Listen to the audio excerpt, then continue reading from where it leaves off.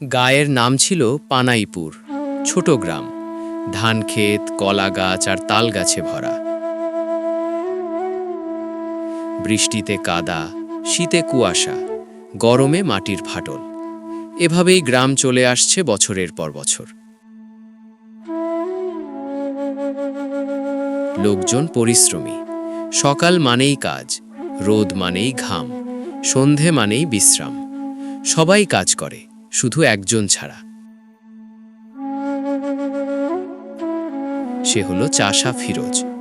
গোটা গ্রাম তাকে ডাকে কুঁড়ে চাষা ফিরোজ। ফিরোজের বয়স ৩০-এর মতো। গায়ে বল আছে, হাত শক্ত, হাঁটার ভঙ্গি ঠিকঠাক। তবুও কাজ করতে গেলেই সারা শরীরে আলস্য নামে। সকাল হলে গ্রামে মোরগ ডাকে, কুকুর হাসে, চুলোর ধোঁয়া বাড়ে। ফিরোজ তখনও ঘুমে গড়াগড়ি, চাদর মুখে, গোল হয়ে পড়ে থাকে। হাত আর পা যেমন তেমন ছড়ানো। মা নেই, বাপ চলে গেছে বছর ২ আগে। বাড়িতে একা, তাই নিজের কাজও কেউ করে দেয় না। ধানের জমি আছে ৩ বিঘা। জমি ভালো, মাটি উর্বর, বৃষ্টি হলে ফল দ্বিগুণ হয়। তবুও ফিরোজ ধান চাষ করে না। বলে, এবছর না হলে কি হবে, পরের বছর করব।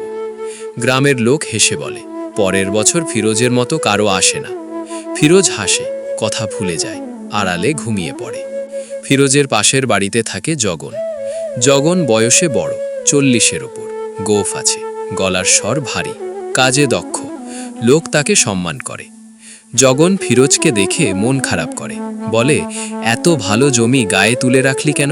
ফিরোজ বলে, বৃষ্টি এলে ধান নিজেই বড় হয়। জগন মাথা দুলিয়ে বলে, ধান নিজে বড় হলে চাষি দরকার হতো না। একদিন শীত নামল গ্রামে। শ্বাসে ধোঁয়া উঠছে, চুলায় পিঠা ভাজা হচ্ছে, হাওয়ায় খেজুর রসের গন্ধ, শিশির জমে পাতায়। গাছের ডালে কাক চুপ হয়ে আছে। এমন শীতে কাজ না করলে মাঠ খালি থাকে। কেউ ধান শুটি বেঁধে রাখে, কেউ গম বোনে, কেউ খেতে সার দেয়। ফিরোজ তখন উঠোনে বসে, গামছা দিয়ে কান ঢেকে, ধোঁয়া ছাড়ে, চোখ আতশোয়া। জগন এসে বলল, ফিরোজ, গমের বীজ দিলে কি? ফিরোজ বলল, আজ না, কাল দেব। জগন বলল, আগে বলছিস কাল, পরে বলবি পরশু। ফিরোজ দম নিয়ে বলল, সময় তো আছে। জগন বলল, সময় থাকে না, সুযোগ থাকে। ফিরোজ বুঝল না, চুপ রইল। সন্ধ্যা হলে গ্রামে বাতাস ঠান্ডা, লাল আকাশ, গরুকে গোয়ালে ঢোকানো, চুলোর ধোঁয়া উঠছে, বাচ্চারা পাটিগণিত পড়ছে। ফিরোজ একই উঠোনে বসে, টালির কৌটা উল্টে রাখে, কেটলি ছোঁয়, চুলোর দিকে তাকিয়ে থাকে। কাজের বদলে ভাবছে, শীত চেয়ে কাজ করব। তবে শীত গেলেও কিছুই হলো না। বসন্ত এলো, গাছে ফুল ফুটল, আমে মুকুল এলো, হাওয়ায় মিষ্টি গন্ধ। জগন বলল, এবার অন্তত বীজ ফেল। ফিরোজ বলল, বীজ নেই। জগন বলল, কিনে আনলে হয়। ফিরোজ বলল, কিনবে কে? জগন মাথায় হাত রাখল, বলে কিছু পেল না। মাস দেড়েক গেল, ফিরোজের জমিতে একটাও গাছ উঠল না। ধান নেই, গম নেই, তিল নেই। গায়ের মাত্র কয়েকজন চাষি ফল তুলল। জমিতে শস্য হল, খড় উঠল, ধান সোনালি হয়ে উঠল। জগনের ঘরে নতুন হাসি, বাচ্চারা চাল খেল, বউ রান্না করল। ধান বিক্রি করে জগন নতুন সার কিনল। ফিরোজ পাশ থেকে দেখল, গলার ভেতর কিছু চেপে ধরল। খিদে নয়, অসন্তোষ নয়, বরং ঈর্ষার মতো, তবে গভীরে।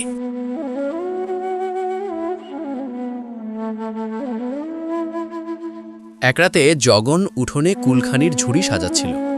ফিরোজ গেটের কাছে দাঁড়ালো, বলল, চাল কি একটু বিক্রি করবে?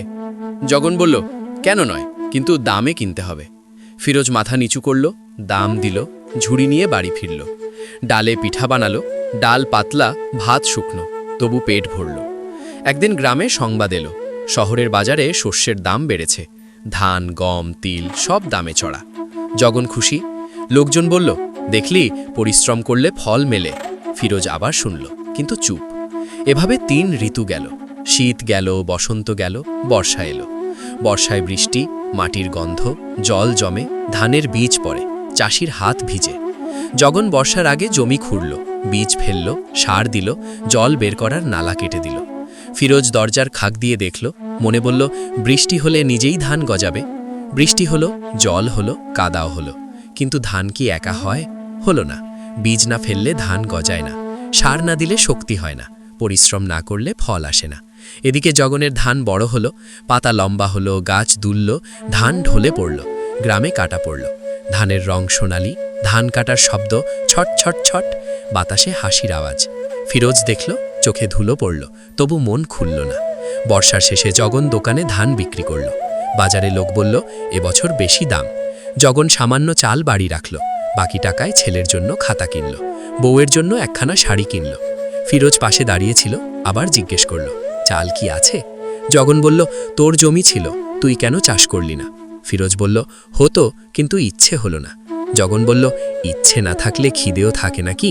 ফিরোজ স্তব্ধ, মন অকুল, শব্দ বের হলো না।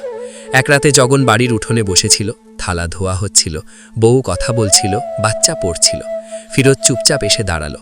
জগন দেখল, চোখে দম, কণ্ঠে ভাঙা সুর, বলল, জগন ভাই, আমি ভুল করেছি। জগন হাসল না, রাগও দেখালো না, চুলোর আগুনে কাঠ ঠেলে বলল, ভুল সবাই করে, কিন্তু বুদ্ধি সবাই আনে না। ফিরোজ বলল, বুদ্ধি আনব। জগন বলল, তাহলে আগামীর কাজ কাল থেকেই কর।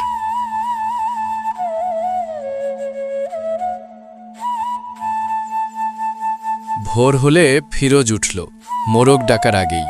কুয়োর জল নিল, জমিতে গেল, মাটি ছুল, মাটি হাতের ভেতর ভরল, গন্ধ নিল, যোগ দিল কাজে, বীজ কিনল, সার আনল। জগন দেখিয়ে দিল কিভাবে বপন করতে হয়। মাস 2 গেল, ধীরে ধীরে গাছ উঠল, ছোট চারা, পরে লম্বা হয়ে উঠল, বাতাসে দুলল। ফিরোজ দাঁড়িয়ে দেখল, মুখে হাসি এলো, অভিমানের জায়গায় গর্ব আসলো। ধান যখন পাকে তখন গাছের মাথা নত হয়। জগন বলল, মানুষও ঠিক তাই। ফিরোজ বুঝল, আলস্য গরিব করে, অভ্যেস ধনী করে। ধান কেটে ফিরোজ ঘরে আনল, ঝুড়িতে ভরল, ধানের গন্ধে বাড়ি ভরে গেল। জগন বলল, এবার বউ নেই, বাচ্চা নেই, তবু গর্ব আছে। ফিরোজ বলল, নিয়ে চাষের ঝাতখের ভাত ভালো লাগে। গ্রাম বুঝল ফিরোজ বদলেছে। এক রাতে চাঁদ উঠল, বাতাস ধীরে বয়ে গেল, ধান খেতে ঝিঝি ডাকল। ফিরোজ বারান্দায় বসে বলল, কাজে লাভ থাকে, অলসতায় ক্ষতি। জগন মাথা নেড়ে বলল, শিক্ষা পেলি? ফিরোজ বলল, অনেক দেরিতে, কিন্তু পেয়েছি। গল্পের শিক্ষা সহজ, কাজ করলে ফল হয়। গরিব গরিব থাকে অলসতায়, কাজে গরিব কমে। পরিশ্রম মানুষকে বড় করে। জমি অপেক্ষা করে না, বছর অপেক্ষা করে না, বৃষ্টি অপেক্ষা করে না। ফিরোজ শিখল, গ্রাম শিখল, জগন হাসল।